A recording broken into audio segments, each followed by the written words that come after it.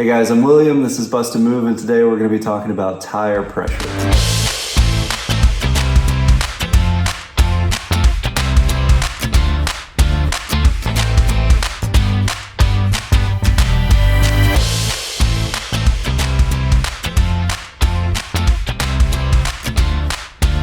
The day we bought our bus, we drove all the way to almost Virginia. It was Moyock, North Carolina is where we bought our bus. And we live in the Atlanta area, so it was about an 8-hour, almost 9-hour drive up to the bus. And we knew that it was going to be a long, long day because we were going to go back home in the same day. We were so excited to see our bus for the first time. Look at all those buses.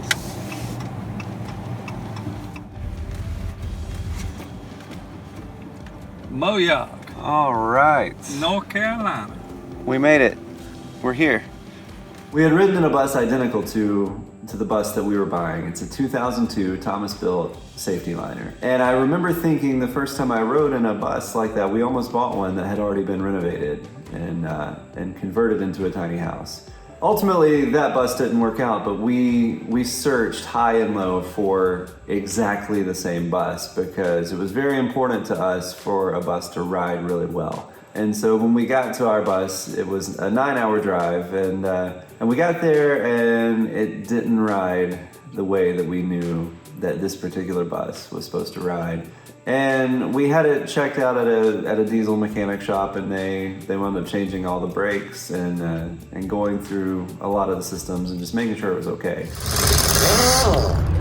That's the sound of racket on our bus. Taking the tires off, so hopefully they'll fix something else. Right, babe? Yeah. Because the last thing we wanted to do was be stuck on the side of the road, but one of the things they did was top off the tire pressure. Hey, we're on the bus getting her checked out. We're at the mechanic shop. They're checking all the fluids, checking the brakes, the tires, all that stuff, you know, all the normal stuff before we get on the road. We're driving about 800 miles home after this, so it should be a good time.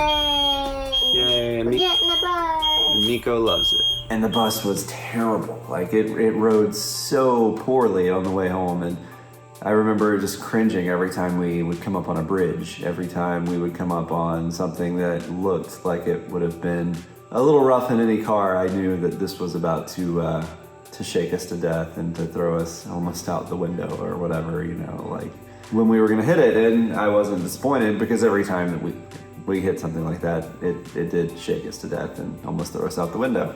And we had the thought, you know, like, you know, if my truck tires are too inflated, then it rides rough. By that time it was really late, and we were like, let's just get home. We'll figure it out later. But that 9-hour ride to Moyock, North Carolina from our house in Swanee, Georgia was, it turned out to be about a 14.5-hour ride back in the bus. Our bus only went 50 miles an hour, and that was a long ride home for it to be such a hard, terrible ride. And when we got back, I had a lot of time to research tire pressure and things. And as it turns out, we had our bus weighed, and it weighed 19,040 pounds. That was with all the seats in it. That was with a full tank of fuel. Everything. As it sits as a school bus, it was 19,040 pounds. We were thinking, according to some of the charts we were reading in the websites and the forums that we were seeing, that the tires should have had in the ballpark of, I don't know, 70 to 80 pounds. We took it around the block, and we realized, man, maybe it just is the tires. Trying to figure out why this bus beat us to death for the 14-hour ride back from where we bought it.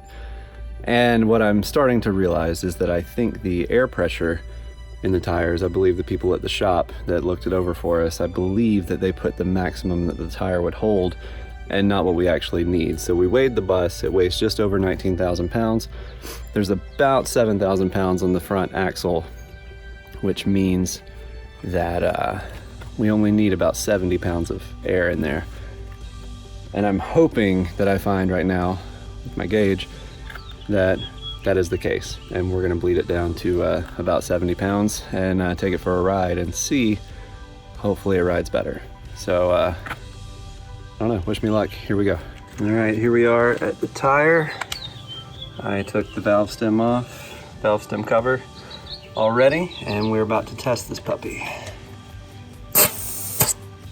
And there, just as I suspected. I don't know if you can read that or not, but it's looking like 94 pounds. And so it was far too much according to everything that we had read. So we bled them down and we made sure that they all matched around, the front tires we left about 76 pounds. And the back tires we took down to 100. That did it. So we took a test drive one more time, just hoping, fingers crossed, praying, all those things. That maybe this was the trick, maybe this was the magic touch. And it was. We were able to go as fast as we want, as fast as we could go, and hit bumps. And it wasn't a problem anymore. And it floated in the road identical to the bus that we fell in love with, which was also a 2002 Thomas-built Saf-T-Liner. And we couldn't help thinking that maybe in the back of our mind we had made a mistake and we had bought a bus that was always gonna beat us to death and always gonna be bad. But tire pressure, that's where it's at, man.